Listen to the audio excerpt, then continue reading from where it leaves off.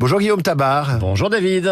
Avec vous l'éditorial avec le Figaro, car il est 8h13 déjà. François Bayrou a rencontré des victimes de violences au sein de l'établissement Notre-Dame de Betaham. C'était samedi près de Pau. Le Premier ministre a-t-il réussi à s'extraire d'une polémique qui aurait pu être dangereuse pour lui? Écoutez, rencontre de 3h30 qualifiée de très émouvante par les participants. Le porte-parole des victimes, Alain Esquer, a qualifié cette rencontre d'historique et a parlé de grandes victoires à propos des engagements pris par le Premier ministre, comme par exemple l'envoi de magistrats supplémentaires pour aller au bout de l'enquête sur les quelques 115 plaintes pour violences ou agressions sexuelles dans cet établissement catholique réputé des Pyrénées-Atlantiques où François Bayrou avait scolarisé plusieurs de ses enfants.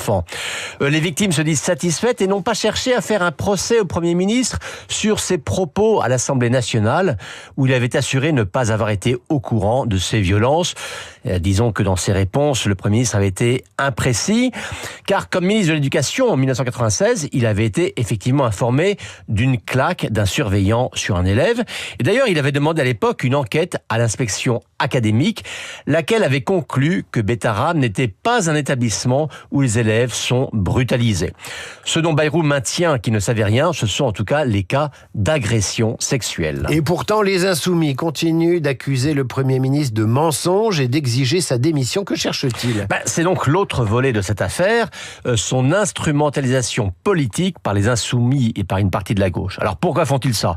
D'abord par volonté de déstabiliser à tout prix François Bayrou.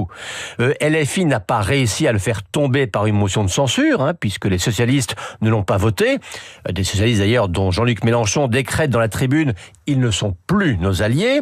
Donc tous les moyens sont bons, y compris instrumentaliser une affaire sans se soucier de ce que disent les premiers intéressés, à savoir les victimes, qui, elles, ne veulent pas aller sur ce terrain politique. Ensuite, il y a un combat idéologique des Insoumis contre les établissements privés sous contrat en général, dans lequel ils se servent de la moindre polémique, comme ce fut le cas, on s'en souvient, après les maladresses d'Amélie Oudéa-Castéra à propos de Stanislas. Enfin, il ne faut pas négliger un grossier contre-feu au moment où plusieurs élus LFI sont, eux, directement concernés, comme par exemple Sébastien Delogu, tout juste condamné à 5 000 € d'amende pour avoir agressé physiquement un proviseur et un CPE d'un lycée. Cette affaire Betaham peut-elle malgré tout écorner l'image de François Bayrou dans l'opinion ? Écoutez, 2 baromètres de popularité ont été effectués au point culminant de cette polémique. Pour l'IFOP, dans le JDD, François Bayrou gagne 4 points, et pour Ipsos, dans la Tribune dimanche, il en gagne 7. C'est dire que l'opinion met davantage à son crédit d'avoir obtenu un accord avec le PS sur le budget et de s'appuyer sur un tandem régalien Retailleau-Darmanin solide, qu'elle ne met à son débit une communication qui a initialement manqué de précision sur une histoire dont il a montré ce week-end qu'il prenait désormais pleinement au sérieux.